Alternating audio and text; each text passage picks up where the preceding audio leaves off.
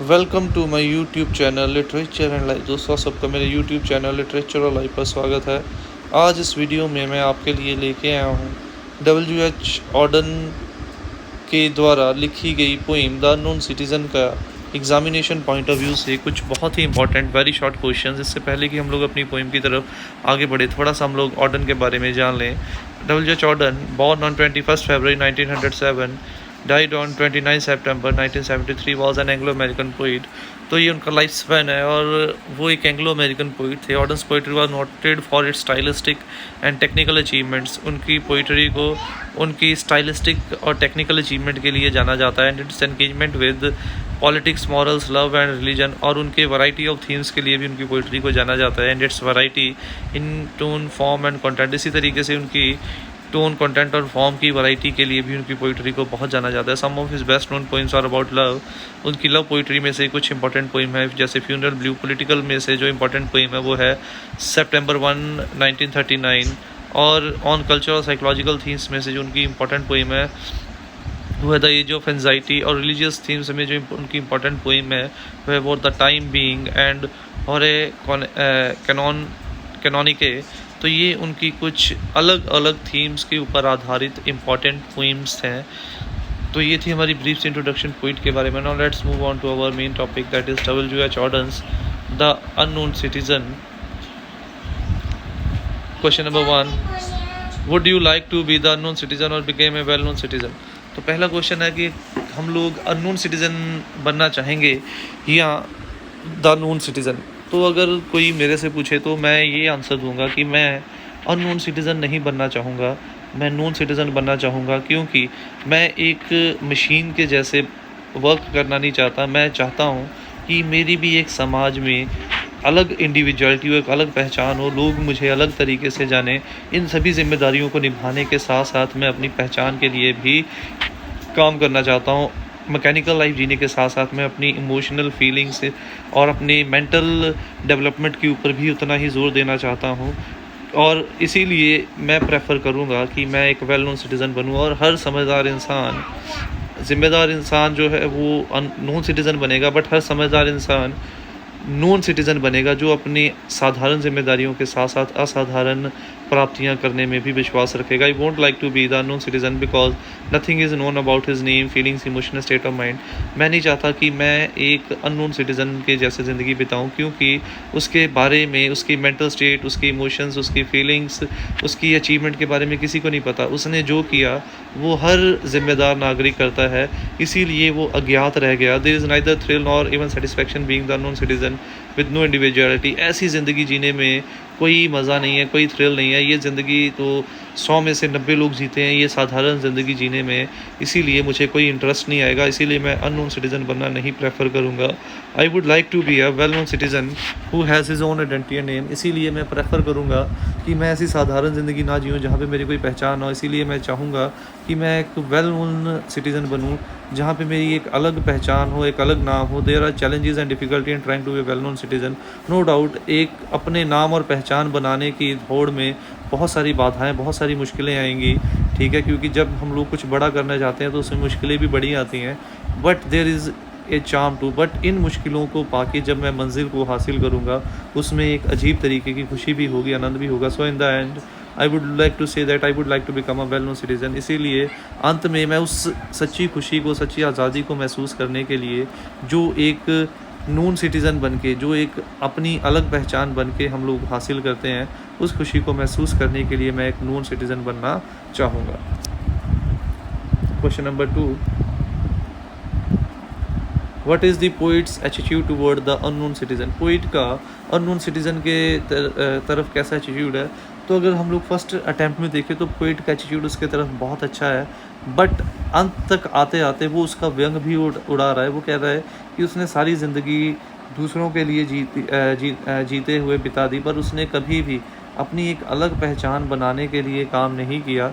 इसीलिए उसका व्यंग बना रहा है कि इन जिम्मेदारियों को निभाते निभाते वो अपनी एक इंडिविजुअलिटी, अपनी पहचान को भूल गया। और हम लोगों ने ऐसा नहीं करना है।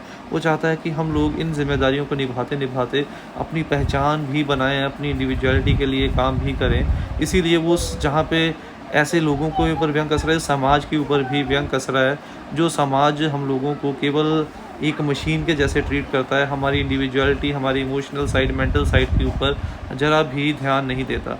The poet presents a portrait of the unknown citizen artistically, बड़े ही कलात्मक ढंग से उसने एक अननोन सिटीजन की पेन पोर्ट्रेट, एक शब्दों की तस्वीर हमारे सामने पेश की है।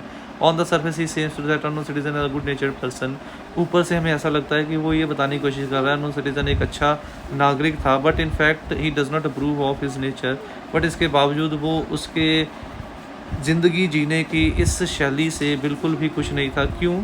According to the poet the unknown citizen is only a statistical figure having no identity of his own. वो कह रहा है वो केवल एक गिनती का नाम बन के रह गया है, जैसे हम सब लोगों को आधार कार्ड के ऊपर एक नंबर मिला है, कह रहा है वो सिर्फ उस आइडेंटिटी का एक नंबर बन के रह गया है, उसके अलावा उसकी कोई पहचान नहीं है। उसने कोई ऐसा काम नहीं किया जिससे कि उसकी एक अलग पहचान हो सके, कि वो उसका नाम आते ही हमें याद आ जाए भी उसने ये चीज़ अचीव की है। Thus by satirising the unknown citizen he satirising the modern society, और एक तरीके से वो अननोन सिटीजन का व्यंग करके वो मॉडर्न आज के युग के समाज को भी व्यंग कस रहा है कि आज का समाज ऐसा हो चुका है जो इंसान की इंडिविजुअलिटी को ख़त्म करता जा रहा है, उसे मशीन बनाता चला जा रहा है, उसकी पर्सनल इमोशनल साइड को बिल्कुल ख़त्म करता चला जा रहा है। और इसीलिए पोइट चाहता है कि हम लोग ऐसे मैकेनिकल लाइफ ना जिएं, हम लोगों को इन साधारण जिम्मेदारियों के साथ साथ अपनी पहचान बनाने के लिए भी काम करना पड़ेगा। Coming on to question number 3, why does poet call him the unknown citizen, not an unknown citizen?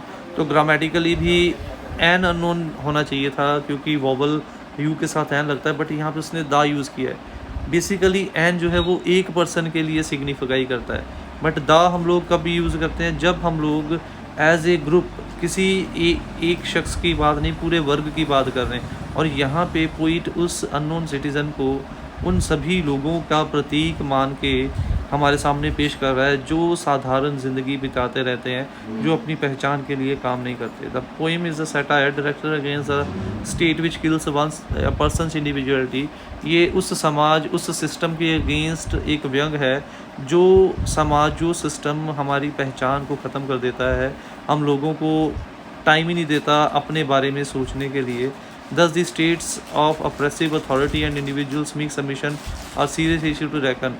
इसीलिए यहाँ पे उस समाज की, उस स्टेट की दमन करने वाली नीति है कि वो इतना ज़्यादा हमारे ऊपर सामाजिक, पारिवारिक, बिजनेस का प्रेशर आ जाता है, प्रोफेशनल लाइफ का प्रेशर आ जाता है कि हम लोग अपने बारे में सोचने का समय नहीं देता।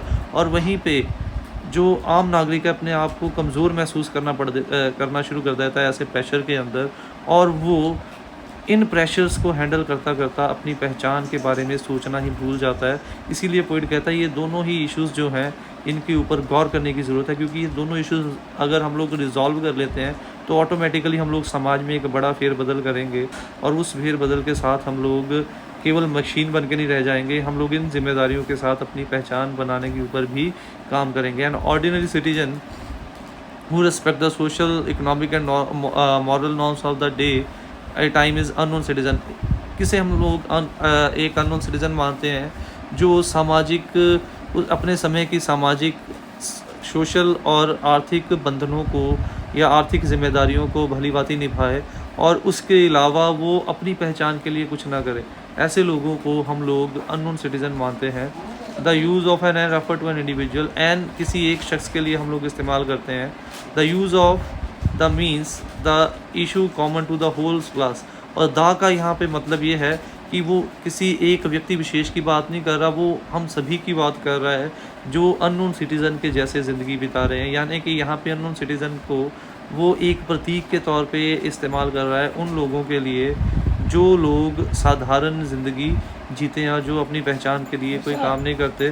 That is why the poet calls him the unknown citizen. यही कारण है कि वो पूरे लोगों को रिप्रेजेंट करने के लिए द अननोन सिटीज़न का इस्तेमाल करता है, एन का इस्तेमाल नहीं करता। Coming on to the last question, what are the union reports about him. उसकी ट्रेड यूनियन की उसके बारे में क्या रिपोर्ट थी? As a factory worker there was nothing strange और abnormal about the unknown citizen's behaviour.